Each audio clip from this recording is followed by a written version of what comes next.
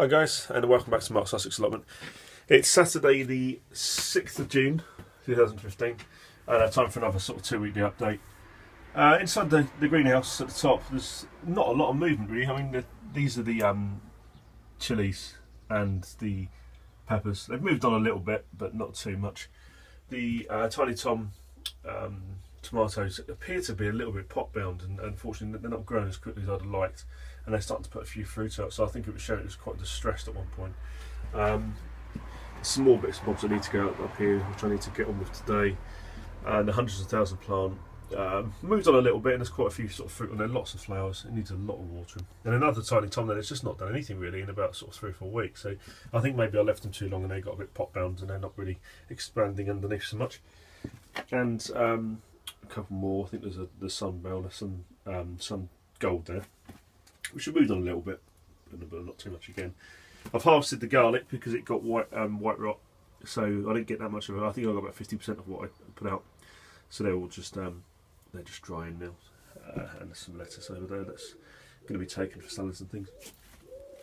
Up the top here, there's again, I still haven't got round to potting out the bits and bobs that are over there. Some turnips and things. It doesn't really matter too much, but I will get onto that. And the main crop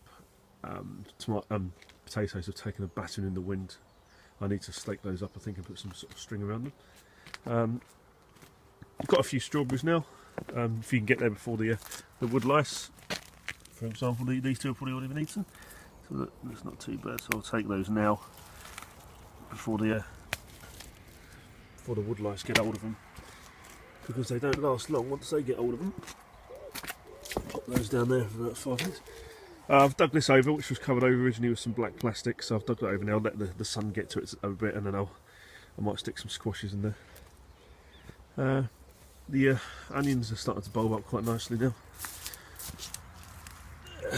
They're doing quite nicely. So they were sets that I put in a long time ago, but this bed was covered in a lot of weed, and I've kept going at it, and they're starting to come into fruition now, which is good.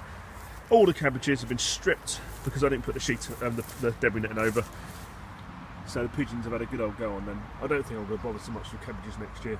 I might just do one bed with the debris netting over the top of it, because they just drive me mad. You put so much effort in, and the pigeons or something, or the slugs, so they go at it. So it just upsets me, but we'll see. I might come back again then with some new defences next year.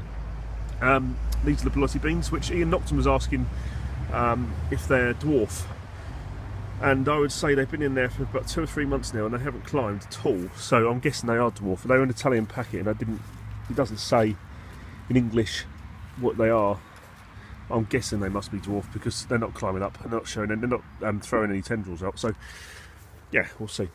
Here are the show onions, which haven't grown too much, but they're doing okay from sets, and they're spaced nicely to sort of give them a bigger head.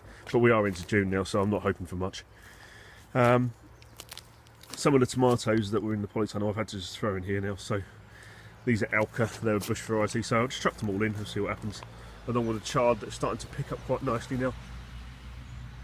So yeah, that's starting to grow. And the spring onions, which I need to get in there and do some more weeding again, but it's just relentless. There's a brun, are doing really nicely actually. Thanks Dan for the tip on these. We'll see how they go, but they're spaced about sort of 6 inches apart, and there's about 30 of them I think, and they've picked up nicely since I put them in. So I'm looking forward to a decent crop of those shallots. 2 different types of sweet corn, some younger than the others, but they're hopefully still growing. They didn't get affected by the wind. And the runner beans are starting to climb, which is always good. So you can see the first 2 in a row there have started to climb. You get a few gaps, but generally they're starting to tag on now. So we should have some runner beans in about sort of 2 or 3 weeks. Hopefully they start getting their way up the bamboo there. So it's all good. Gooseberries are nearly ready for picking. I've just shoved some netting over those, and I've cleaned a lot of that out, and I need to get through there and do some more weeding. And I'm just starting to train 2 pieces of bramble along there. I don't know if you can see that, because it gets too wild. I'm just going to do 2. I'm not going to worry about it too much.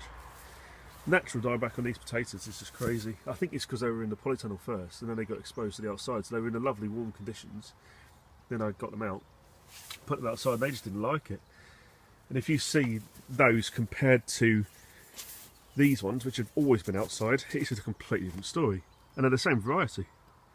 So, yeah, putting in the polytunnel and then taking them out, they just didn't like it. I don't know if they got a bit of frost on them or what, but no idea. But there we go.